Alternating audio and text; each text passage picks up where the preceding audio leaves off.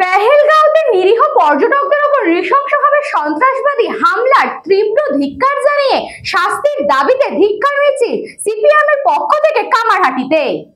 ভূস্বর্গ কাশ্মীর পেহেলগাঁওতে নিরীহ পর্যটকদের উপর নৃশংসভাবে সন্ত্রাসবাদী হামলার তীব্র ধিক্কার জানিয়ে ইসলামিক সন্ত্রাসবাদ নিপাত যাক, অবিলম্বে কাশ্মীরে আটকানো পর্যটকদের ফিরিয়ে আনা এবং কেন্দ্রীয় সরকার কাশ্মীরের সন্ত্রাসবাদী আক্রমণের সাথে যুক্তদের অবিলম্বে চিহ্নিত করে তাদের দৃষ্টান্তমূলক শাস্তি সহ সন্ত্রাসবাদীদের বিরুদ্ধে কঠোরতম ব্যবস্থা গ্রহণ করুক। এই দাবিতে সিপিআইএম টেক্সমেকো দেশপ্রিয় নগর এরিয়া কমিটির পক্ষ থেকে প্রতিবাদ এবং ধিক্কার মিছিল সংগঠিত হয়।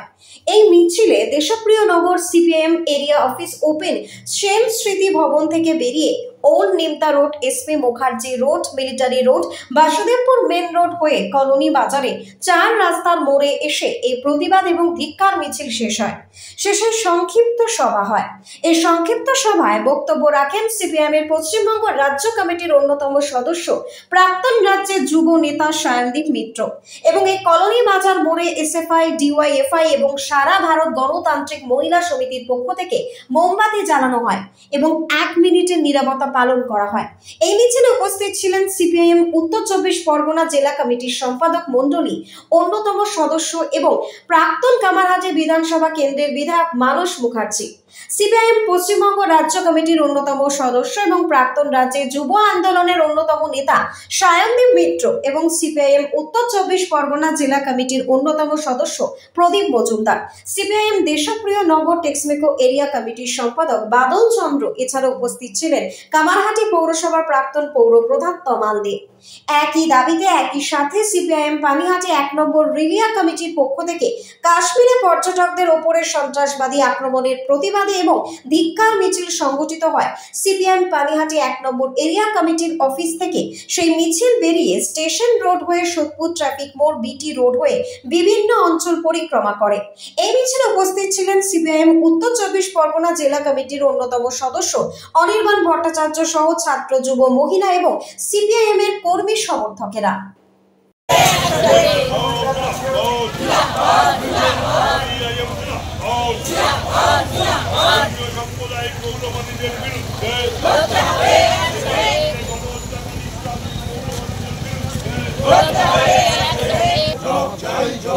এই কাশ্মীরে জঙ্গি হানায় পর্যটকদের খুন হতে হলো কেন? স্বরাষ্ট্রমন্ত্রী জবাব দাও।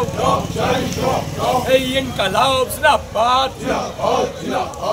মৌলবাদীদের হাতে কাশ্মীরে ভ্রমণে যাওয়া পর্যটকরা যেভাবে গুলিবিদ্ধ হয়ে মারা গেছেন আর বহু মানুষ মারা যেতে পারতেন, এর কৈফিয়ত কে দেবে? কাশ্মীরে এই সময় লক্ষ লক্ষ মানুষ বেড়াতে যান, বাঙালিরা অনেক বেশি যান। সেই জায়গায় মানুষ বেড়াতে গিয়ে প্রাণটা হাতের মুঠোয় করে ঘুরবে, এ তো কাশ্মীরের যারা সাধারণ মানুষ তাদেরও ক্ষতি। বিশেষ করে পর্যটনকে কেন্দ্র করে ওখানকার মানুষের বহু আয় হয় বিভিন্নভাবে, এবং এটা হিন্দু মুসলমান কোনো সম্প্রদায়েরই শান্তিপ্রিয় মানুষরা চায় না।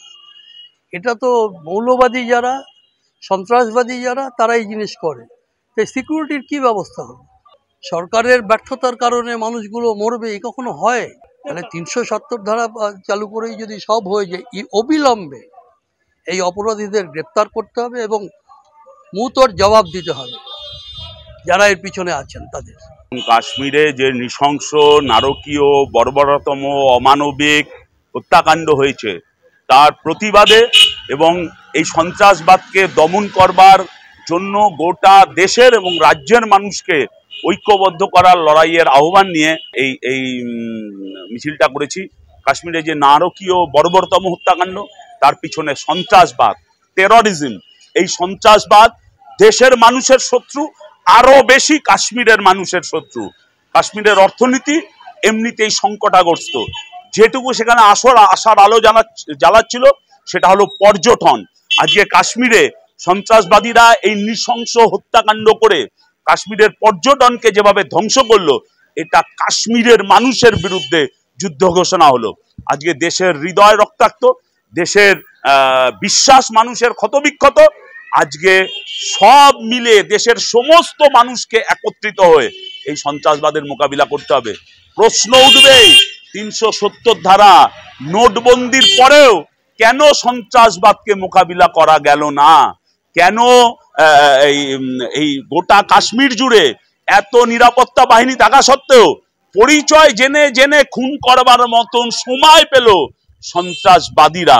প্রশ্ন করতে হবে। কামারহাটি থেকে বলরাম বসুর রিপোর্ট, নিউজ বঙ্গ টাইম।